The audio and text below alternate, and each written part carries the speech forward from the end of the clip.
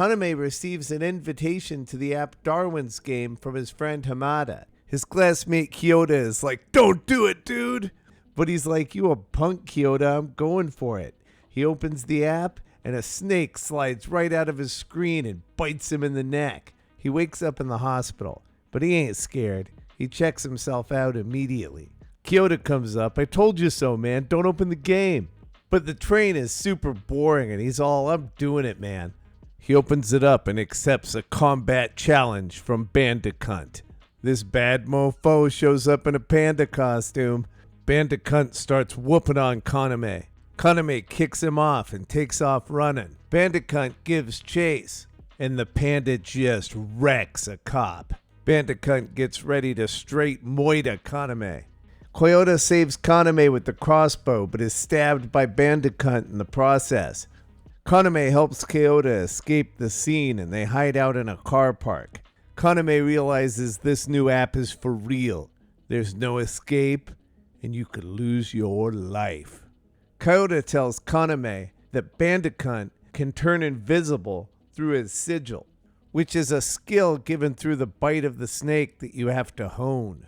There's no point in hiding from the panda because he can track them through the app. Kaname has to lure Bandicunt away from the wounded Kyoto. Kaname knuckles up, but Bandicunt turns invisible and takes the upper hand in the fight. Luckily, Bandicunt's invisible ass gets fatally rear-ended and Kaname wins the game. Bandicunt's dead body chunks away a bit at a time, leaving a pixelated outline on the ground. Kaname realizes he's seen a lot of this kind of street art around the city recently, but now he knows the truth. They're the corpses of losers. He runs back to Kyoto as fast as he can, but finds his homeboy got pixelated. A high-ranking player named Shuka is getting all moist over Kaname's victory over Bandicunt. She invites him to an abandoned warehouse. She asks him what his sigil is, and he's all like, "I have no idea, man." And she's all, "We gonna find out, bitch," and she challenges him to a fight. He immediately blinds her with a flashlight. Still, he almost gets skewered by one of her chains. Suka's sigil is that she can control big chains like some kind of dominatrix. As he runs for his life, through telepathy, the game reveals his sigil. He is able to conjure any weapon he has previously touched. His dad's gun suddenly appears in his hand. Staring down the barrel of a gun, Shuka admits defeat. Kaname has just been run ragged. He passes out right on top of her. He wakes up in Suka's bed, and she tells him she wants to join forces, as it is a good way to survive the Darwin's game. She wants to fight together, defend each other, get points together, and that's not all, brother. But he finds out he has to get above fighting class B2 before they can do it. He gets a notification in the app that he's invited to a treasure hunt in Shibuya, which could help him to level up. They decide to explore Shibuya first, so they'll be ready. When Kanama checks his bank account at the store, he realizes his points in Darwin's game are transferred to his bank account as real cash money. This kid Inukai shows up in the Shibuya shopping center, steals Kanama's phone, and lures him out into a dead-end street for a fight. Inukai tracked down Kanama with information he bought from a player named Rain. Rain makes her money in the game by selling information about the game itself and about other players. Kaname is gaining quite the reputation, having already defeated top players Bandicunt and Shuka. Inukai wanted the fame of taking this newcomer down. The two only fight for a quick minute before Shuka shows up and is like, "You mess with my man, boy?" Inukai does the smart thing and surrenders. The treasure hunt begins and the players are warped to different spawn points. Kaname appears in a hotel room and he's given information about the treasure hunt. There are 300 participants, and each participant must find 3 golden rings within 24 hours. But there are only 300 rings in total, so a lot of people are going to come up short. Using an app on his phone, he finds a ring under his bed right away. But out in the hallway, a man with a machine gun takes his ring, and to add insult to injury, takes his elevator too. He wants to get out of this hotel and find his boo, but all the exits are blocked by thick roots. He decides to catch that elevator after all, But Rain shows up and tells him it's a bad idea. He looks down the elevator shaft and is horrified to see the man with the machine gun got root raped. Rain says it's a powerful player named the Florist that did some mean gardening up in this hotel, boy. They begin to wonder why the machine gunner's body didn't pixelate. They are attacked by a group of players that have been poisoned by the plants and are now being mind-controlled by the Florist himself. Rain throws a grenade at the attackers, dodges a bullet, and consults her sigil. Her sigil, the all-knowing Laplace, tells her that the Florist must be in the security room using the surveillance cameras to command his army of poisoned zombies. Kaname sets to work putting out the Florist's eyes. Without the surveillance cameras, the Florist's men are aimless. Our two protagonists sneak into a hotel room. Kaname uses a rope to rappel down the building and meets the Florist on the ground floor. The Florist dons thick plant armor. Kaname is doing everything he can to beat the Florist. He's throwing grenades and stun grenades. He's blasting him with the machine gun. But that plant armor is just too thick. He realizes what he really needs is some deep penetration, so he conjures up some armor-piercing bullets. Naked to this new attack, the Florist concedes defeat. Rain shows up and informs Kaname that trouble's on the way. The 8th clan and their vicious leader, Big Wang, are about to storm the hotel for the 24 rings located there. They decide to team up with the Florist to keep from choking on the girth of Big Wang's advance. The machine gunner, now freed from the Florist's spell, decides to join the group as well, getting the hotel locked, loaded, and lubed in preparation for Big Wang trying to penetrate their fortifications. Rain looks at the point values for the different rings. Also, she sees QR codes within the rings.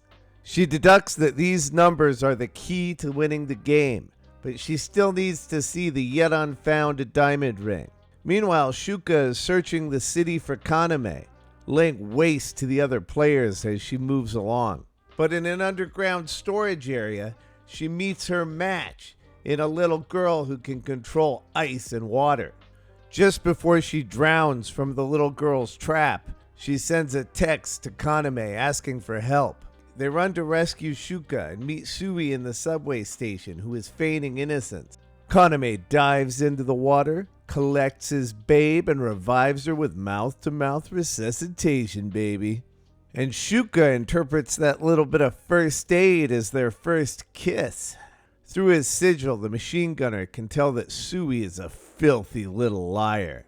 Sui runs away. Sui has two spirits, hers and her dead brother Sota's. And when she's in danger, Sota takes over because he's a bad mofo. The machine gunner follows them to the convenience store where they trap him in ice, and Sota wants to run him through with a long ice shank, but Sui stops him. When Shuka and Kaname get to the store, Shuka thanks Sui for inadvertently causing their first kiss. Then they invite her into the fold. Soon the entire 8th clan shows up and storms the hotel. The group makes quick work of the Florist's barricades. Florist holds his own against the 8th for a while, but then a badass martial artist shows up and punches right through his chest. From the back, baby, from the back! In a final act of defiance, the Florist keeps his heart beating long enough to collapse the whole building. After finding the diamond ring, Rain has solved the code, and the answer is the coordinates to the Shibuya train station. Rain runs to the train station and goes inside to find the treasure. But once in there, she finds that Big Wang was way ahead of her. Wang teleports in close to her, grabs hold of her, and literally twists her arm to find out where the treasure is. She stalls for time until her team shows up and rescues her. Most of the team set to work fighting the 8th, while Kaname takes Sui to a safe place so she can figure out the rest of the code. After harmonizing with Laplace a little, she solves the code, and it's the publication date of Charles Darwin's The Origin of Species. When Kaname gets back, the 8th has won the fight. and they've already chopped off the machine gunner's arm, and Wang is about to finish him off. Kaname comes up with a ruse. He says he's already solved the riddle, and he has the key to the treasure, and he throws the key to Wang. Luckily, Kaname knows the real code, and he types it into the station's locker, ending the game. Kaname finds himself alone at the train station. He opens the box from the locker and finds a phone. The game master calls him to congratulate him on winning and tells him he can request one in-game privilege aside from all the points he's already won. We cut to our protagonists at the Danjo Boxing Club. The machine gunner's arm has been restored by a healer. The group has formed a clan called the Sunset Ravens. Danjo wants to form an alliance with the Sunset Ravens, but first he wants to test Kaname's might. The two have a protracted battle. Kanjo deems Kanama worthy. All of a sudden, Kaname is kidnapped by a woman who turns out to be the first place player in Darwin's game, and her name is Liu. She is a true thoroughbred, coming from a long line of assassins, and she sees a lot of potential in Kanama, and she wants to be his baby mama. Shuka is not going to have some high-bred hottie moving in on her man, so she gathers up the troops and challenges Liu to a fight. At first, Liu is easily handling Shuka, but then the Sunset Ravens team up on her and she is forced to surrender.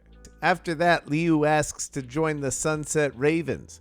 Shuka's not happy about it, but Kaname decides to let her in. The 8th kidnap Kaname's classmate Shinizuka and use him to lure the group to an abandoned warehouse. The Sunset Ravens leave immediately to rescue Shinizuka. Police arrive at the warehouse before the Sunset Ravens and are slaughtered by the 8th. When the Sunset Ravens arrive, they immediately go into battle with members of the 8th. Big Wang tells Kaname that they killed his classmate and put him in a box in the back of the room. As Kaname looks into the box, he begins to snap. He despairs in the friends that he's lost to this game. He decides he's tired of playing nice, tired of sparing lives. He decides to kill every last one of the 8th. And to begin, he starts an official battle with them. He sets to work, gunning down the members of the 8th. Meanwhile, Tsuka takes on Wang. She's spanned the entire warehouse with thin wires she can control with micro vibrations, and she's able to fend off all of his attacks, cutting off his limbs in the process. She manages to catch him in a web of the wires and to drop him from height, but using his sigil he's able to slow himself just before he hits the pavement. But he finds himself at the mercy of Kaname and the machine gunner. Kaname then reveals to Wang that he used his in-game privilege from the Game Master to become a high roller and to go all in against the 8th clan. And now that he's won, the Sunset Ravens have all of the 8th clan's points. Kaname then puts a definitive end to the 8th by gunning Wang down. The Sunset Ravens have taken over Shibuya and declared it a game-free zone. Not only that, but they want to end Darwin's game forever and to take on the Game Master. We cut to the Game Master, who seems overjoyed at this turn of events.